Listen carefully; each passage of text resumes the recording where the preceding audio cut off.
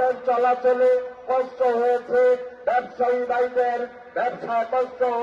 আজকে সেই 7ই নভেম্বর অন্যায়ের বিরুদ্ধে যারা সেদিন শহীদ প্রেসিডেন্ট জিয়াউর রহমানকে বন্দী করেছিল, তারা ভেবেছিল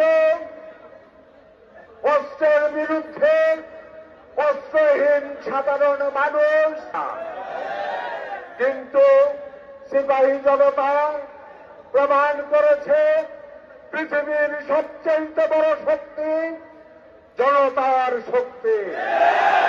প্রমাণ করেছে গত আন্দোলনে যে সরকার ছিল তারাও ভেবেছিল বন্দুক দিয়ে জেল দিয়ে ষড়যন্ত্র করে এদেশের মানুষকে দাবিয়ে রাখতে পারবে, কিন্তু সাধারণ মানুষ প্রতিবাদ নিয়ে যখন রাস্তায় নেমে এসেছে তখন স্বৈরাচারেরা পালিয়ে যেতে বাধ্য হয়েছে।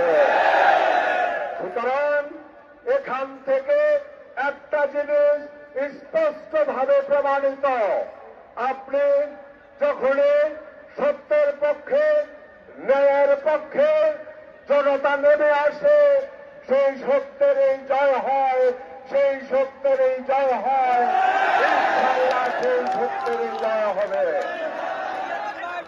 কিন্তু সত্যের জয় হলে সত্যের জয় হবে, আমরা বলছি ইনশাআল্লাহ সত্যের জয় হবে।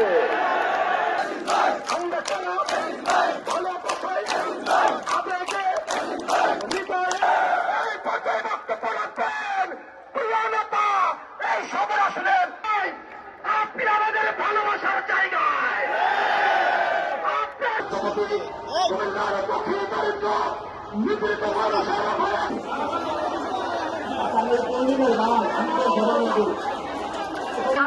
পাবেন মামুন হাসান ভাই, নাইম হায়দার, তাদের রাজনৈতিক বিরাজক সাংগঠনিক সম্পাদক মনির হোসেন,